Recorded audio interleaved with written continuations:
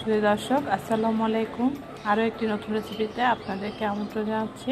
আমার আজকের রেসিপিতে থাকছে চিড়া দিয়ে বিকালের জন্য অনেক মজাদার একটি নাস্তার রেসিপিটা তৈরি করা খুবই সহজ। চলুন শুরু করা যাক। প্রথমে একটি প্যানে দিয়ে দিয়েছি পরিমাণ মতো রান্নার তেল। এবার দিয়ে দিয়েছি 1 চা চামচ ঘি। এবার ঘি আর তেলটা গরম হয়ে আসলে এর মধ্যে দিয়ে দিচ্ছি 2টা বড় সাইজের পেঁয়াজ কুচি। পেঁয়াজটাকে হালকা ব্রাউন করে ভেজে নিয়েছি। ভাজা হয়ে গেলে এর মধ্যে দিয়ে দিচ্ছি পরিমাণ মতো কাঁচামরিচ। আপনারা যে যেমন ঝাল খান সেই অনুযায়ী দিয়ে দিবেন। এবার দিয়ে দিচ্ছি একটি বড় সাইজের টমেটোটাকে পেঁয়াজের সাথে একসাথে নরম করে নিচ্ছি।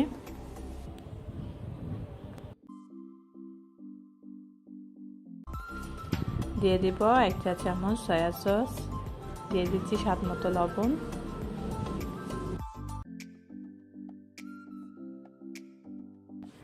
কষানো হয়ে গেলে এর মধ্যে দিয়ে দিচ্ছি আগে থেকে রান্না করে রাখা গরুর মাংস।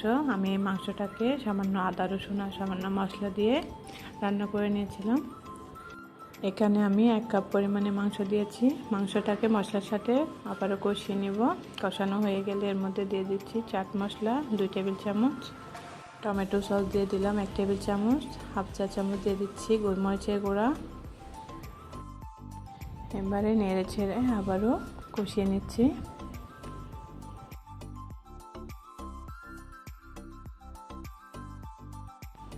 ঢাকনা দিয়ে দিচ্ছি 3 থেকে 4 মিনিটের জন্য। 3-4 মিনিট পর যখন কষানো হয়ে যাবে এর মধ্যে দিয়ে দিচ্ছি কিছু ধনিয়া পাতা।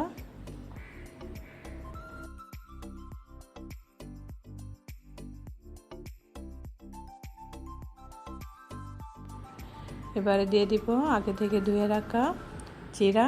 আমি এই চিড়াটাকে ধুয়ে পানি ঝরাতে দিয়েছিলাম। এবার মশলার সাথে চিড়াটাকে ভালোভাবে মিশিয়ে নিচ্ছি। আমার আজকের রেসিপিটা ভালো লাগলে লাইক দিতে ভুলবেন না এবং পরবর্তী রেসিপি সবার আগে পেতে চ্যানেলটি সাবস্ক্রাইব করে পাশে থাকা বেল আইকনটি অন করে রাখবেন। তৈরি হয়ে গেল চিড়া দিয়ে তৈরি অসম্ভব মজাদার একটি রেসিপি। আপনারা সবাই ট্রাই করবেন। ভিডিওটা ভালো লাগলে ফ্রেন্ডস এবং ফ্যামিলির সাথে শেয়ার করবেন। আপনার মতামত কমেন্টে জানিয়ে দেবেন। সবাই ভালো থাকবেন।